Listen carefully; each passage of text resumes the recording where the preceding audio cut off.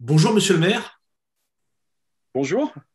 Alors je vous remercie d'accepter ma demande d'entretien vidéo. Donc j'ai une première question qui est habituelle et rituelle. Pourriez-vous prendre la peine de vous présenter en quelques mots?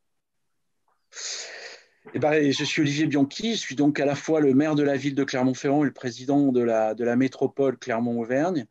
J'ai 50 ans, bientôt 51.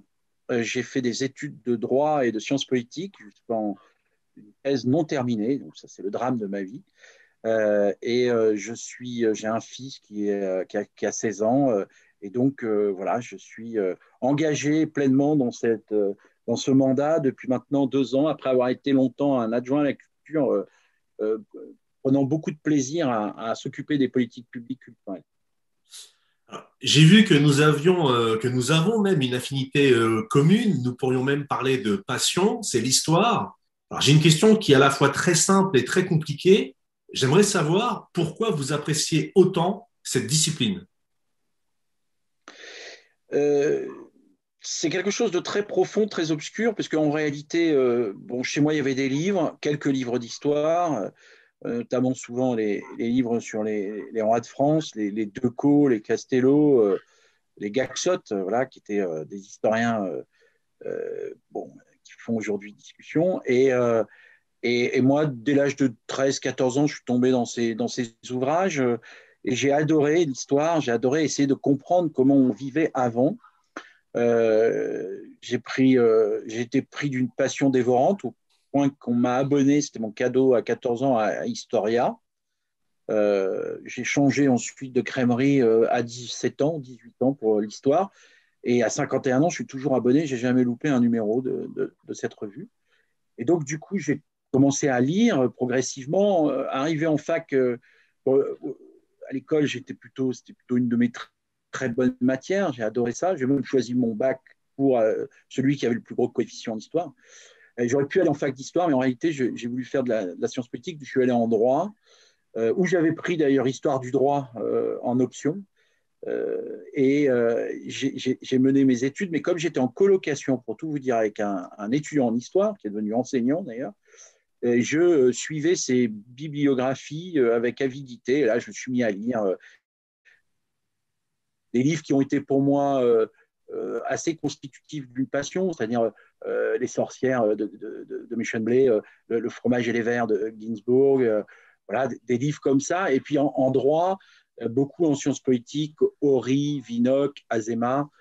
Donc j'ai progressivement fait le tout, comment dirais-je, je suis rentré progressivement dans la discipline et dans ces différentes périodes.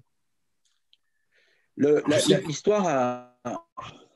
L'histoire avec le scoutisme sont certainement les deux raisons d'ailleurs qui m'ont poussé à faire de la politique, parce que les destinées en quelque sorte des personnes, le combat de la volonté contre les institutions, contre comment les structures sociales, le désir de transformer le présent, je l'ai rencontré dans les livres d'histoire et j'ai souhaité être finalement un acteur. Donc,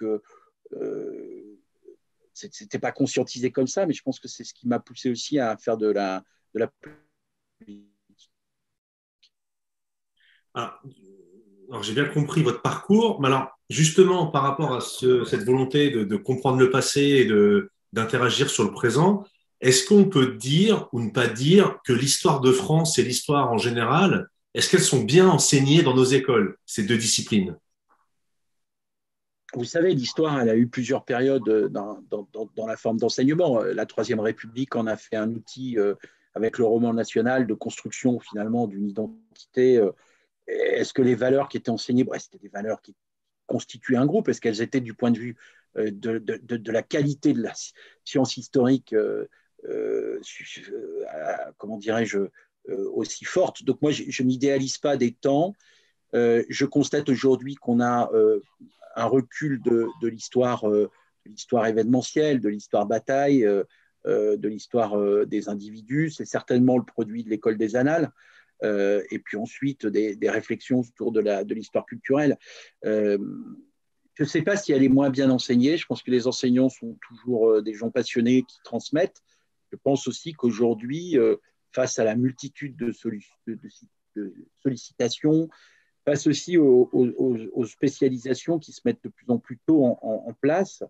On perd une culture historique de fond. Par exemple, je suis très choqué quand on décide finalement que l'histoire doit être très minimisée, rappelez-vous, dans les filières scientifiques. Au contraire, je pense que c'est une discipline qui devrait même continuer à être enseignée, y compris dans les écoles de commerce, dans les écoles d'ingénieurs. C'est-à-dire qu'on ne peut pas fabriquer une élite économique, culturelle, d'ingénierie, sans leur donner un peu de base de sciences humaines. Hein. Donc voilà, l'histoire, la sociologie, la géographie sont des champs disciplinaires qui doivent être en tout cas renforcés. Ça, c'est ma conviction. D'une manière générale, comment expliquez-vous que lorsqu'on parle avec des hommes politiques ou même des Français lambda, tout le monde a ce sentiment que l'histoire de France, aujourd'hui, semble quand même moins bien enseignée? À votre avis, c'est un faux constat ou c'est une réalité en fait? Non, je ne sais pas si c'est un faux constat ou une réalité. Il faudrait l'objectiver, en fait. Et donc, il faudrait vérifier, par exemple, le niveau de connaissance des enfants à niveau égal entre il y a 50 ans, 60 ans. Il y a 50 ans, 60 ans, les enfants pouvaient vous tenir très rapidement une géographie de la France. Hein. Je pouvais citer avec beaucoup de facilité les rivières, les départements, les capitales régionales, les préfectures. Ils pouvaient vous donner des dates, des grandes dates du calendrier du roman national. Hein. Mais est-ce qu'aujourd'hui, ce savoir-là, il est incontestablement en perte de vitesse, mais il a été remplacé par des connaissances en matière d'histoire des mentalités, d'histoire culturelle, d'histoire politique, qui sont certainement plus fortes. Nos enfants sont peut-être moins connaisseurs de la chronologie de la Seconde Guerre mondiale, mais certainement plus connaisseurs, par exemple, des causes et des conséquences de cette Seconde Guerre mondiale.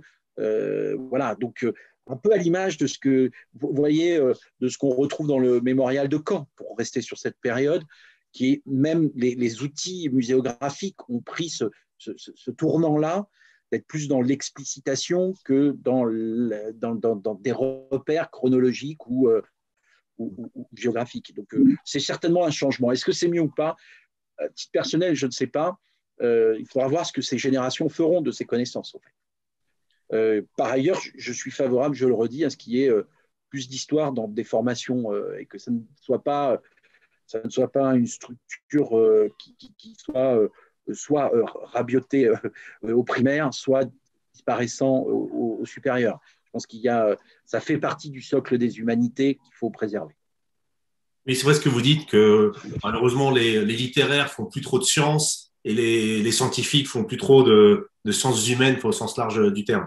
Alors moi j'ai une autre question, toujours sur cette question du savoir. Alors la transmission des savoirs, notamment en histoire, passe par les monuments, les tableaux, la sculpture, etc.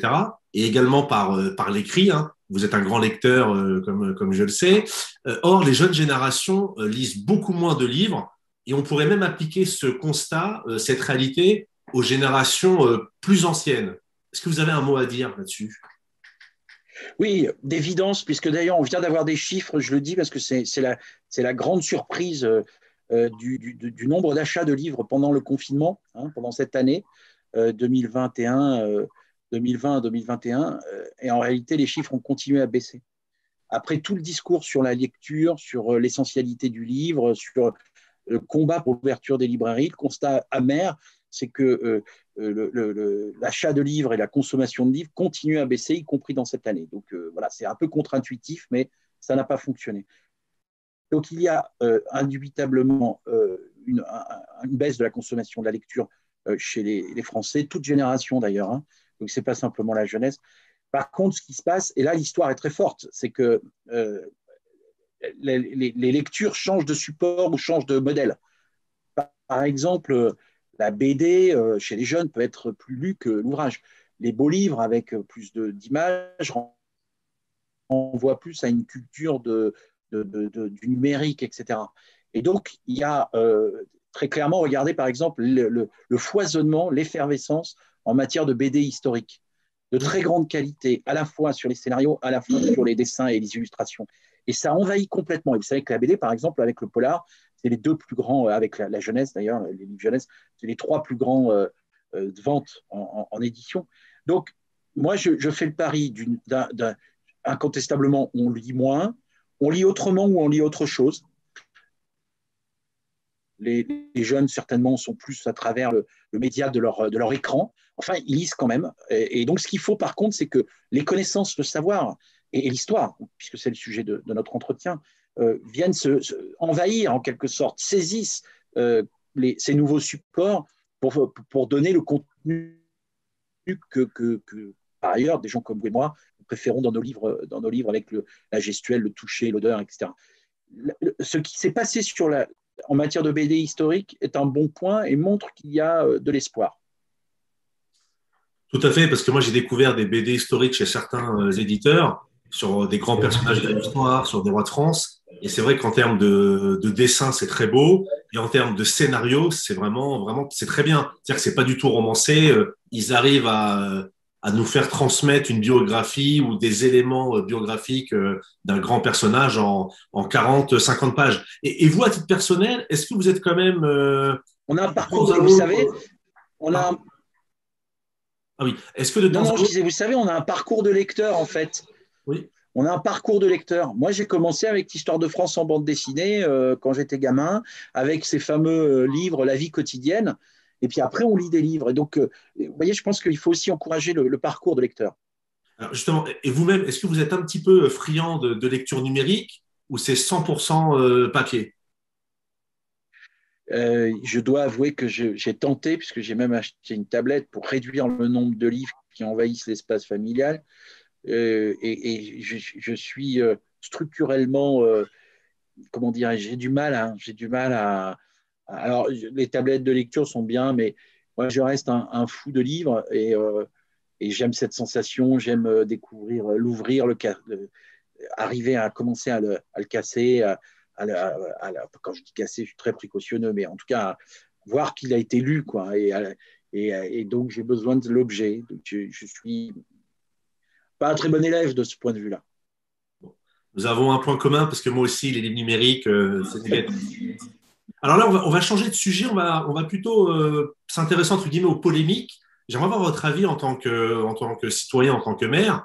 Que pensez-vous de toutes ces polémiques qui, à titre personnel, je trouve dangereuses, voire même inutiles sur notre histoire, polémiques qui conduisent certains à vouloir déboulonner nos statues, voire à les maculer de peinture.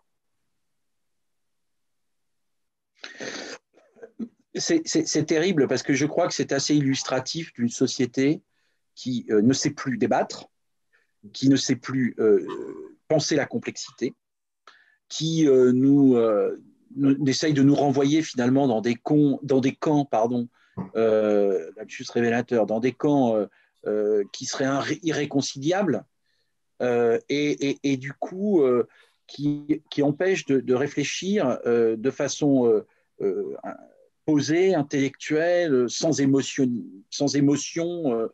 ces questions.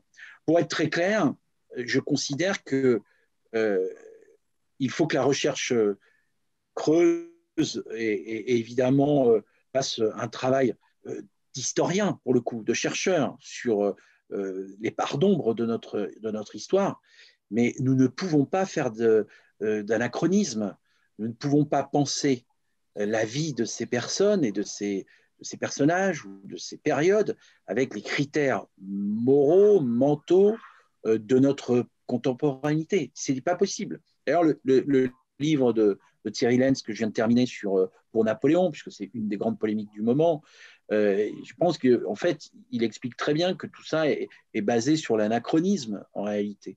Et donc, il faut connaître la période, le contexte, contextualiser, historiciser les faits, les personnages.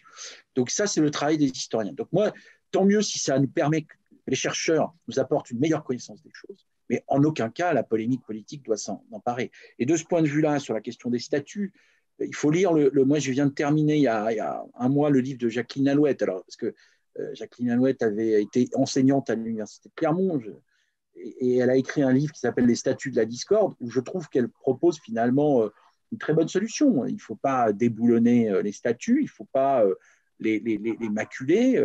Par contre, il faut peut-être que notre panthéon dans l'espace public prenne corps sur plus de place pour les femmes, plus de place pour la diversité de notre histoire, et que donc on puisse autant honorer Olympe de Gouges et comment Toussaint Louverture que Saint-Louis et Jeanne d'Arc. Donc voilà, c'est ça. Et la France, c'est ça. Et les grands moments, d'ailleurs, où on a réussi à avoir une histoire forte, c'est quand avec Gaulle, quand Napoléon, il y a eu des moments comme ça où on a pris l'ensemble des choses. Je rappelle la très belle phrase de, de, qui est souvent citée sur qui est deux catégories de Français finalement, ceux qui ne comprennent pas qu'on puisse à la fois aimer la fête de la Fédération et Jeanne d'Arc. Et je pense que c'est ça l'enjeu aujourd'hui. Donc, construire une réflexion scientifique, sérieuse, ne pas laisser le champ politique, voire même le champ judiciaire. Moi, je suis assez peu, je suis pas très pour que les historiens s'arrogent le titre de juge et que les juges s'arrogent le titre d'historien. Je pense voilà, qu'on trouve mais là encore, qu'on pense la complexité de notre histoire avec ses forces et ses faiblesses. Alors, c'est gentil de me tendre la perche pour ma prochaine question, parce que vous avez évoqué le travail des historiens, de chercheurs. Alors, ma question est la suivante. Ne serait-il pas temps de mettre fin aux lois mémorielles, car ce n'est pas aux législateurs de faire de l'histoire, et surtout la loi ne doit pas graver dans le marbre des faits historiques. Qu'en pensez-vous? Bon, je suis à peu près d'accord avec ça. Vous le savez, il y a eu il faut pas mélanger d'ailleurs les lois qui créent des délits ou des crimes, notamment par exemple sur le racisme, sur l'antisémitisme, et, et des lois qui viendraient obligatoirement judiciariser ou pénaliser la mémoire, les mémoires, et qu'on fasse une course à. Moi, je suis très réticent à ça, parce qu'en réalité, les parlementaires qui feraient ces lois qui ont fait de la sociologie juridique ne seraient que des produits de leur temps. Et donc, ce qui serait aujourd'hui critiquable ne le sera peut-être pas demain, et inversement. Moi, je crois qu'il faut laisser les historiens faire un travail. Il faut qu'on ait des livres qui nous expliquent, qui soient d'ailleurs très précis, qui racontent la réalité des choses. Il faut que la connaissance historique se creuse, s'approfondisse. Il y a encore énormément de travail, sans oublier que l'historien est lui aussi l'homme de son temps. Donc, il cherche avec les regards et les focales de la société dans laquelle il vit. Mais en tout cas, moi, je suis plutôt pour laisser le champ historique aux historiens. Alors, j'ai encore deux questions. Est-ce que vous regardez les émissions historiques proposées par la télévision? Oui, oui. Alors, j'ai trois. D'abord, j'aime bien les chaînes histoire et sont souvent qui ont des très bons documentaires. Je ne rate pas un épisode du journal de l'histoire de la chaîne Histoire de Buisson. Je suis, je regarde les documentaires quand il y en a dans les autres chaînes, souvent. Le replay est de ce point de vue-là bien utile pour le maire que je suis. Et puis j'aime bien, j'ai un faible que j'avoue pour Stéphane Bern et son travail. Vous savez, c'est ce que je disais tout à l'heure sur le parcours de lecteur. Le sociologue Lahire explique très bien que nous avons tous des pratiques savantes et des pratiques culturelles plus populaires. Et donc, il faut un peu le mélange des genres. Et je pense qu'il y a plein de gens qui apprennent de belles choses, qui visitent à l'occasion des monuments qu'ils n'auraient pas l'occasion de visiter. Donc, je pense que c'est utile. Moi, ça ne fait pas la totalité de mon apprentissage de la connaissance historique. Et je pense que c'est très utile. Et je pense que c'est un très bon travail de service public de rapprocher de la population la connaissance et le savoir de l'histoire. Et Stéphane Bern le fait avec plutôt du talent. Et puis, vous savez, ce n'est pas la première fois que des historiens médiatiques, ou en tout cas des passeurs médiatiques d'histoire, sont critiqués. Decaux et Castello en ont beaucoup souffert. Donc, c'est une vieille histoire. Mais c'est vrai que très souvent, la vulgarisation intellectuelle pose souvent problème pour beaucoup de gens. Bah, c'est une forme d'élitisme, c'est la distinction de Bourdieu. Donc, Moi, je pense, si vous voulez, par contre, il faut faire attention. Il y a quelquefois des émissions qui manquent un peu de sérieux. Euh, alors, comme j'ai cité ceux que j'aimais bien, je ne citerai pas ceux que j'aime moins, mais on les reconnaîtra. Il y a quelques journalistes pseudo-historiques qui vont quand même un peu, qui disent de grosses bourdes. Voilà. Donc, il faut que même la vulgarisation doit être sérieuse. Voilà, c'est ça. Il y a besoin de vulgarisation, mais elle doit être sérieuse. Dernière question, c'est une question que j'aime beaucoup poser. J'espère que j'aurai une réponse précise. Quels sont vos trois personnages historiques préférés, si vous en avez? Ah, bon, oui, oui, j'en ai beaucoup en fait. C'est compliqué, mais bon, d'abord, ça ne surprendra personne puisque je ne cesse de tweeter sur lui, Napoléon Bonaparte, pour une raison, non pas que je vais m'expliquer, mais enfin, quand même, euh, quand on rencontre à 12-13 ans dans une biographie et qu'on se rend compte que finalement le petit chose peut devenir ce qu'il devient, ça vous donne une formidable énergie, quoi. Voilà. Donc, euh, Jean-Marie Roire l'a très bien expliqué dans son livre. Donc, Napoléon, moi, j'ai un faible pour Aliénor d'Aquitaine, je pense qu'il est une grande figure d'une femme du Moyen Âge, parce que je pense qu'on a, voilà, quand on parlait de ce qu'il faut faire maintenant, là, le nouveau travail qui se fait depuis une décennie sur le travail sur l'histoire des femmes est, de mon point de vue, très important, parce qu'on est en train de regarder une nouvelle façon d'appréhender les choses. Et dès le Moyen Âge, il y avait évidemment des figures incontournables, donc Aliénor d'Aquitaine. Et puis parce que quand même, je suis un homme politique de gauche, celui qui inspire toute mon action, Mendès France. Voilà, Pierre Mendès France. J'aurais pu dire Michel Rocard, mais il est encore un peu récent pour qu'on en fasse un personnage totalement historique. Mais Pierre Mendès France. J'ai été précis. Très précis. Ben, écoutez, je vous remercie. Est-ce que vous avez quelque chose à rajouter? Non, merci, c'était un vrai plaisir de participer à cette vidéo et puis continuer à lire et à nous donner envie de lire puisque je suis attentivement votre activité. Merci à vous. À très bientôt. Merci beaucoup.